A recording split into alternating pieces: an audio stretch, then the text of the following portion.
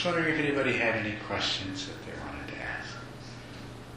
Maybe things that are in the handout that we didn't talk about, or actually just anything.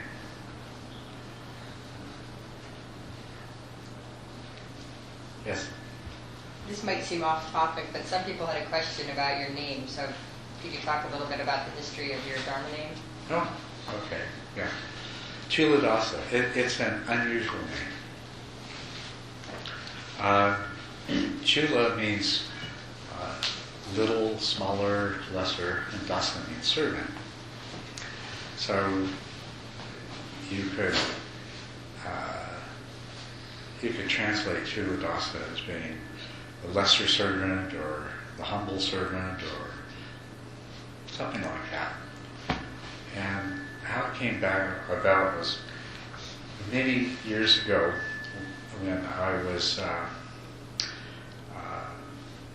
planning to take ordination as a dedicated lay practitioner, and we were talking about potential names and things like that. My teacher at the time, Jodi Dhamma, he was teasing me really about being, rather arrogant and things like that. He said, "We should call you Culadasa."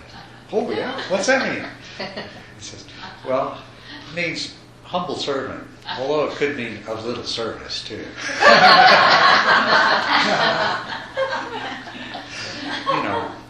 And he was teasing me and everything. But then later on, when it came time to do the ordination, and the teacher who did the ordination, Kemananda, said, "Well, should we choose a name for it?" I said, "Actually, I want to use the one that Jodi Dhamma gave me." And so I kept that name. I thought it was a really good name and a good reminder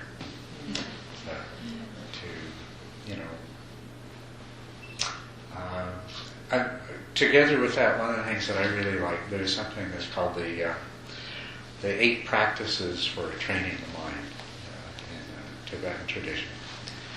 And one of those is that in every gathering I shall regard myself as the least important person present. And, not that I necessarily always succeed, but I think that between that name and that particular practice, it does help me to keep in mind the tendencies that I have to be arrogant and to try to keep them somewhat under control. So that's the story behind my name.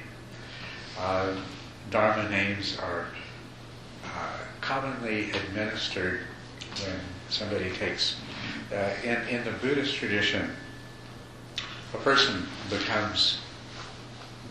basically becomes a Buddhist when they take their refuges and 5 precepts. And then within the monastic part of the Buddhist tradition, a person, when they become a novice, takes 10 precepts, and then later on when they take full ordination, they undertake to live according to the rules of the Vinaya, of which there's 240-something rules that they have to keep. But also in the Buddhist tradition, since the time of the Buddha, has been that the dedicated lay practitioner, the upasaka, that's what upasaka means, dedicated lay practitioner. Actually, its literal meaning is one who sits close to the teacher. And so usually when somebody takes an upasaka ordination or a novice ordination, they'll be given a Dharma name that is from the Pali, or in the Mahayana tradition it would be from a Sanskrit name. So that's how I came to have this name, and that's how I came to have that particular name. Okay. Yeah, people often don't know how to pronounce it, but C in Pali is pronounced like CH in English. So it's Culadasa.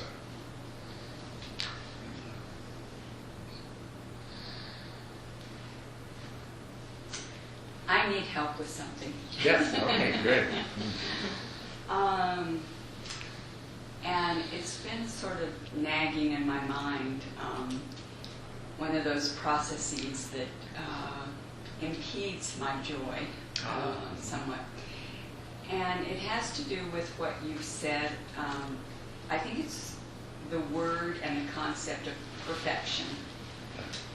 And I totally agree with the practice of loving what is, accepting what is. And it seems like pretty much within what I call myself, you know, my inner life and focus and introspection, that I don't get tripped up a lot on that. But for example, in the past, and currently too, I do metta practices and compassion practices where I direct energy to suffering in the world. And in the past, I worked in prison settings. I worked with children who were sexually abused. I've been involved with some organizations that deal with abortion and the international sex trade, for example. And today someone brought up the example of during the Holocaust. And I really have a wall that comes up when any part of me tries to say that represents some type of perfection.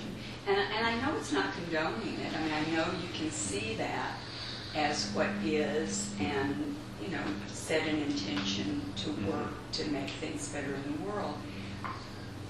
So I don't know if it's just something I should ignore, that the perfection part of that is bothering me. And maybe I'm thinking, well, as I go along the path and as I become more adept, maybe that won't bother me. Or if you think it's something I should take a deeper look at, and if so, how can I do that? I would suggest that you keep working with that. And, you know, you accept the fact that you can't accept some things right now, but you keep working with it.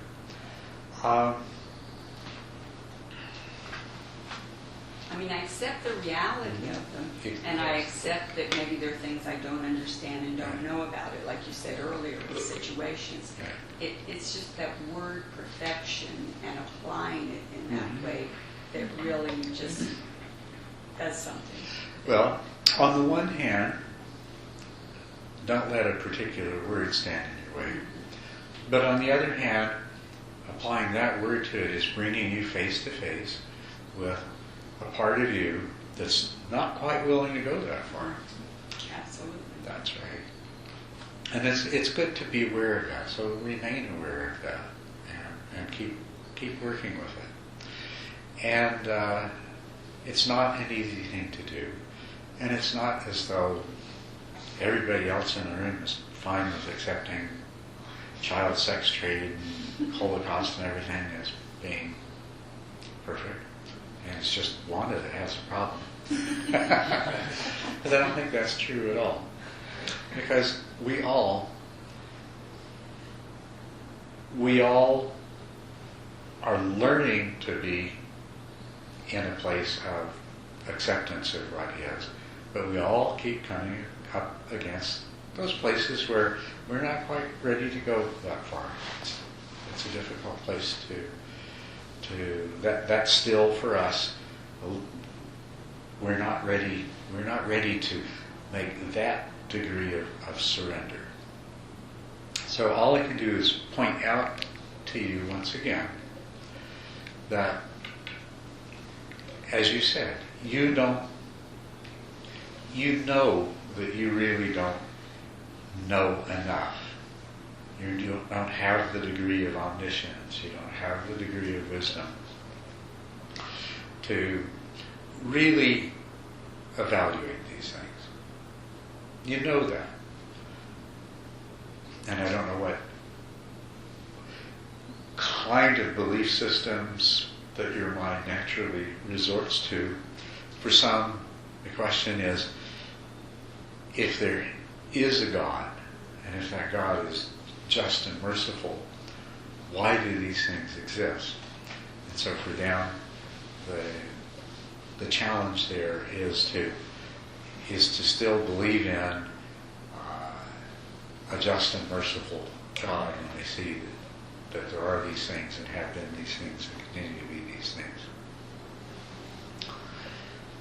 Whatever form it is, though, you're taking your understanding and your view and you're pitting it against what is.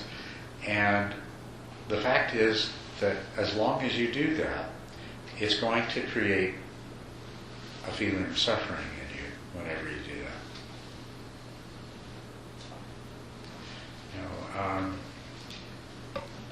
Is that not true?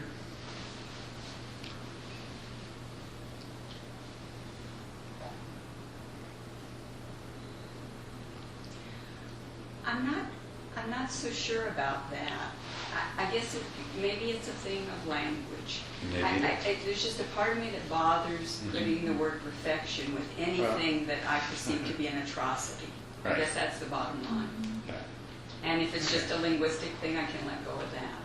But I've been listening to your teaching for a long time, and nothing that you've ever said has elicited this within me, but that did. But that word, okay, well. I just said, how can he say that?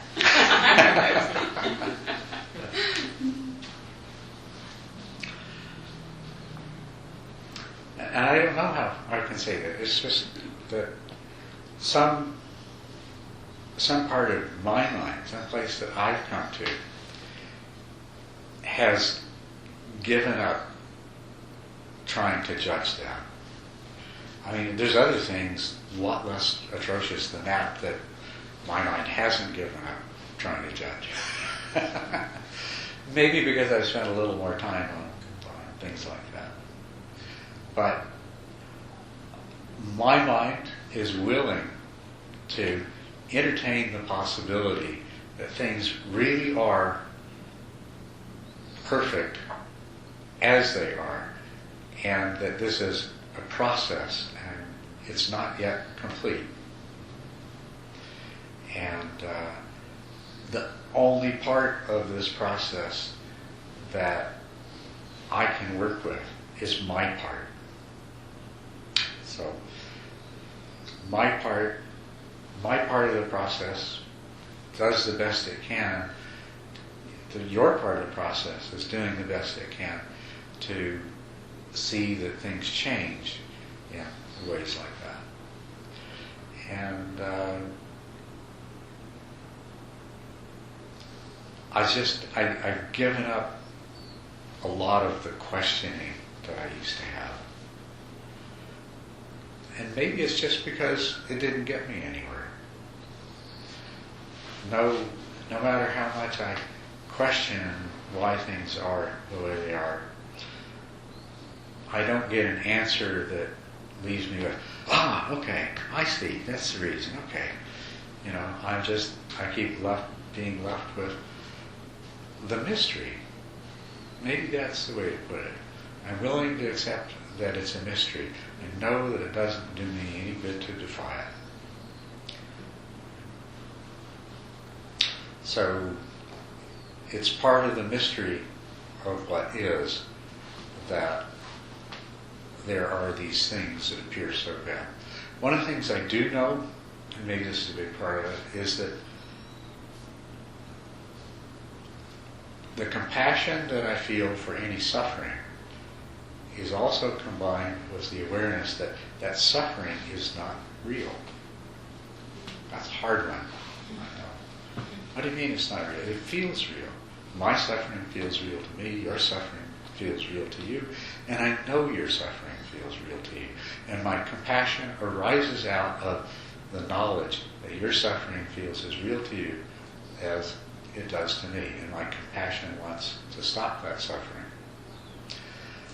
But I know that the only real end to that suffering is for you and anybody else's suffering to let go of what's going on in the mind that causes that suffering to be.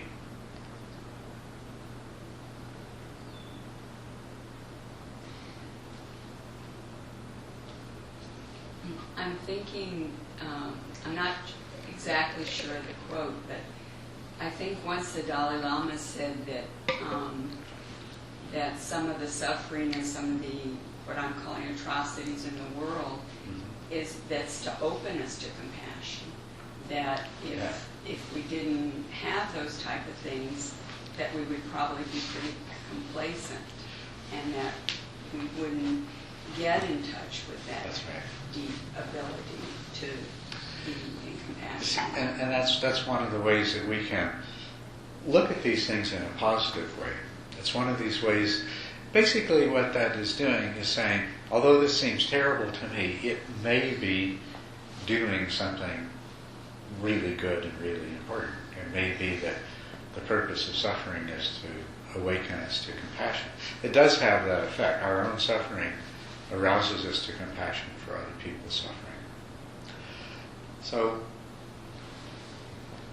it does serve that good purpose. It may be that our own suffering is what is necessary to achieve the higher sense of, the higher consciousness that liberates us from suffering. You know, maybe that's the only way that we can become what we need to be. I'm not offering that to you as the answer. I'm saying that it's really coming to a place of, I don't know, but I know that I don't know.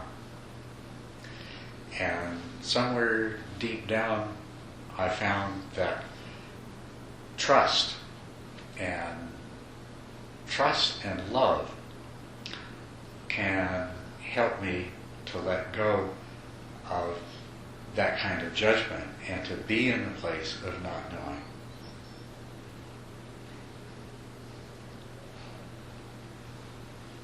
Maybe when you and I become fully awakened Buddhas, it'll all be obvious and we'll know the answers and things like that. But in the meantime, we have to open up our heart to what is and do the best that we can. And, there is no end to this path, but as this path goes on, the space of not knowing and of being all right with not knowing is part of what expands. When knowledge and understanding is this big, then the boundary between knowledge and what you don't know is only that big around. When knowledge and understanding is this big, then you know there's a whole lot more you don't understand. And so that's what I mean. The space of unknowing is growing. But part of my own personal growth is being all right with that not knowing. And replacing, for years I was at war with God. I was fed up with God. How, you looked at what I had gone through in my life and what happened to me, what happened to other people around me, and what was happening in this whole world. If there was a God, what a total jerk. But that was something that I had to get past. It's about all I can offer you. Yes? I wonder if the word perfection in Sanskrit or Pali has a different meaning, because we talked earlier about empty of self, and we didn't understand really very Yes. well. And you said this too. It's a very poor translation, so that Yes. would help. And the other thing I have connected with that, if we really accept this in the world as perfect as it is in this word meaning, where would active Buddhism come in to want to change and to be involved in the change, right? Then it's perfect, you don't have to do anything. Well, that's for certain. You know, we don't want to get to a place of being stopped dead in the water because everything's okay. So we need a sense of we need that ongoing sense that, you know, and we need it side by side. You need to be able to accept what is and be totally devoted to changing what needs to be changed at the same time. And that has to also be side by side with having no attachment to the outcome of what you do. The only thing you can do is the best that you can. You can't know what the outcome is going to be. And it's just going to be what it is. But that's a very good point. Paramita is the word, means perfection. And I'm trying to remember what mita means. Para means beyond. Mystery. Yeah. I'll look into the etymology of the word that we translate as perfection. See if it has any illuminating clues that we can use. But it's beyond something. Yes. Well, it's more an observation rather than a question. And, you know, it might be stating the obvious in this group of people. Nevertheless, you know, it strikes me every time I realize that, you know, the more you're looking for something, the easier it is to find it. Yes. And I'm talking about the practice of meditation and looking for joy in particular. Yeah, I have never been a consistent meditator, even though I've been doing meditation for a while. And, you know, I made all sorts of choices not to be consistent. But I realized how powerful consistency can be. You know, it's been a lot of stress in my life recently, and a week ago I wouldn't be able to imagine that I can meditate for 30 minutes because I would be so easily distracted. Yes. And it's amazing how quickly I could make these stressors a faint buzz of traffic. And I'm really grateful for that. But at the same time, I realized that there is a trap. What I mean by that is if you achieve relatively, you know, quick results. I'm not saying that, you know, I could easily put myself in the state of joy, but, you know, certainly my internal state is different than it was a week ago. But the trap is that, you know, sometimes you think that by doing something more, you know, you will obtain more results. And I'm not saying about being consistent. It's just, you know, your temptation to do more and having expectations that by doing something more or longer or for a more significant period of time, you know, you will get there quicker. Yes. You can definitely create that kind of expectation, and that expectation will get in your way. And it varies a lot how much it gets in your way. More consistency in practice pretty well always helps. You know, your practice will improve the more consistent you are and the more practice you do.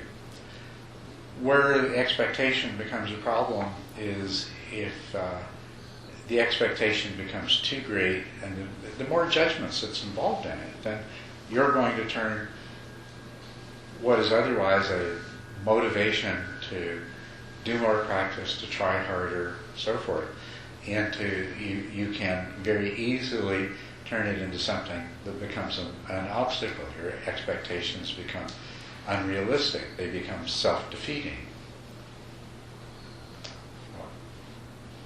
Is that what you're referring to there? Yeah. Right. So I agree with that. I agree with that comment very much. It's certainly true. And of course, the other danger is that you say, oh well, if I keep pushing myself and try too hard, that's not really going to help either. And then you don't do as much as you could. And life is short, and totally unexpected what's going to happen. You don't know. You have no idea what the future holds. So to develop any sort of lackadaisical attitude is just simply to resign yourself to continuing where you are, So you need to be motivated to do something. You need to take action. You need to somehow or another generate that drive and that motivation that makes you practice more, that makes you practice better, that makes you study, makes you do these things. That's great. But you need to also keep in mind that you can turn it into exactly the same kind of treadmill and rat race that everything else in life so easily becomes. And that's not going to help. And in that case, that happens, you're putting in time and going nowhere. Or at least not going anywhere you think you were going to go at that time. But a lot of this is loving yourself, being easy on yourself while, keep challenging yourself. Don't stop challenging yourself. But always challenge yourself at a level that you're capable of doing. So that's where you find that inner balance. And per se, it's very challenging. Yeah. The right? And per se, it is very challenging to strike this balance. Yes. Yes, it is. Yeah.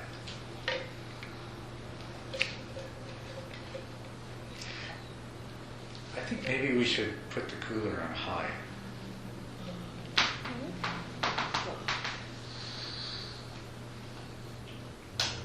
Thank you very much.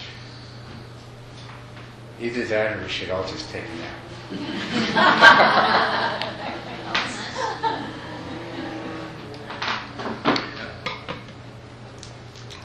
So, anything else? Yes?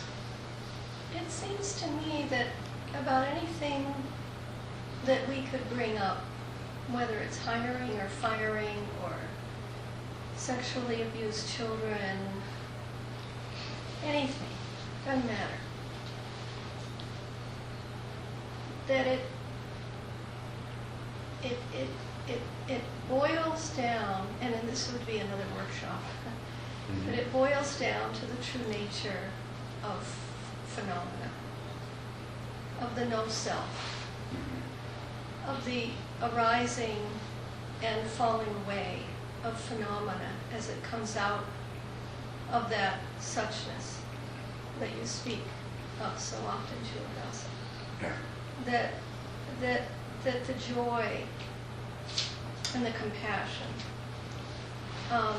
its true roots I've been thinking about today, comes from the immense beauty, and that word is not at all adequate, but like bubbles arising from the sea, that dependent origination, that attachment to all things, that the arising of each phenomena, be it an abused child, be it anything, is so connected to the vastness that there is an incredible beauty to that. And it seems so obtuse at first. So one could have a lot of attachments, negative attachments to things like that. And indeed there are. But nevertheless, this incredible vastness out of which each being and phenomena arises is in fact the most amazing and beautiful thing. It is, exactly. And it seems like any discussion of joy, pita, sukha, dukkha, all the rest of it, its foundation is that. But that is another workshop, isn't it? Well, yeah, a whole bunch more workshops. Yeah. Yeah. One other thing, Yes. and where I have a problem, and I'm not quite sure where it's attached, is when I hear so very often in conversations, and people say, they'll sort of, in a kind of offhanded and maybe blasé way, say, oh, it was just meant to be. Mhm. And every time I hear someone say that, something in me goes, ooh. Because maybe if you think about dependent origination, that it was maybe really meant to be, but I think that it's a little shallow, that saying. It certainly can be. That phrase can be, often is very shallow, but also can be very profound. Yeah. It's what's behind it. And you can't know the mind of another person. Mm-hmm. So you can't really know whether it's profound or shallow. Actually, all you'll know is what your mind projects. And if it's shallow, then that's where you are. Yeah. And it's good to keep that in mind. Yeah, if you can step outside of this body and mind and just see it as part of the whole, become the spectator to your own story. The curious, interested spectator, it totally changes your perceptions of things. And if you do the same thing for, if you see this body and mind as a part of the whole, and what you are able to see is only a small part of what is. And so the story that unfolds is the story that you're telling yourself. Or, well, even that. The story that unfolds to consciousness from your perspective is just simply the story that's available from that perspective. Your mind, your body, and the role that mind and body played in the whole creates one particular story out of the infinite number of stories that make up reality. And until you can know all of the stories, you can't really judge. So,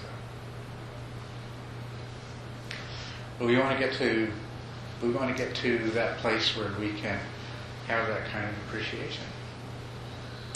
So we work on ourselves, because we start off the self that we think we are, with the story that we think we are, and the story that we think is unfolding around us. And that's what we have to work with. And So, what else is there to do? Your suffering is part of my story. Ultimately, I can't really ever go beyond that. I can't know your story from your side. Other than what is very interesting is that I know that if I were experiencing your story from your side, it would seem exactly the same way as it does when I experience my story from my side.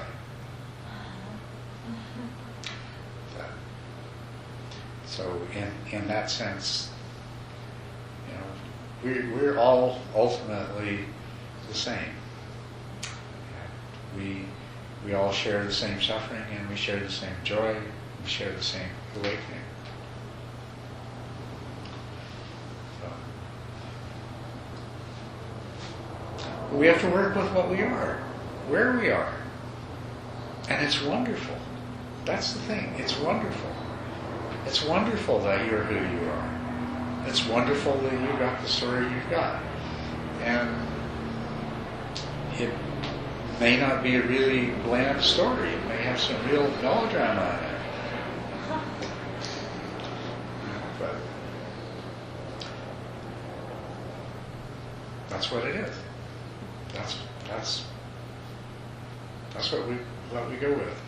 And we're all part of this. So we're very fortunate that we are all in this together. So we get to grow together and we get to teach each other in so many different ways. One aspect of joy that we didn't talk about yet is called sympathetic joy. That's the joy that you take in somebody else's joy, somebody else's well-being, somebody else's happiness. And we've talked about it, we're talking about it right now, but we didn't go into it specifically before. But this is one very important source of joy.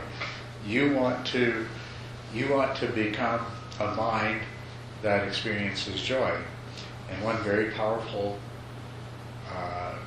route that you can take to get there is through the shared joy, sharing in the joy of others, contributing to the joy of others. But even when you don't contribute, just sharing in it.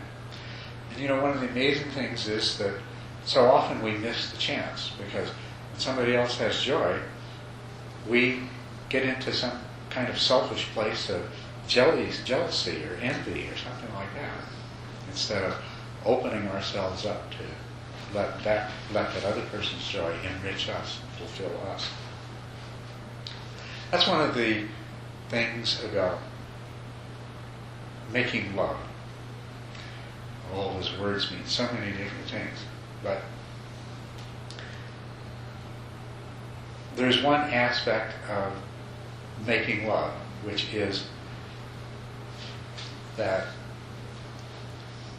the joy and pleasure and happiness that you can elicit in another person is the joy that you experience. That's your satisfaction. And so, carry that out into everything you do in the world. Make love with everyone. 60s are back. No. 60s are back.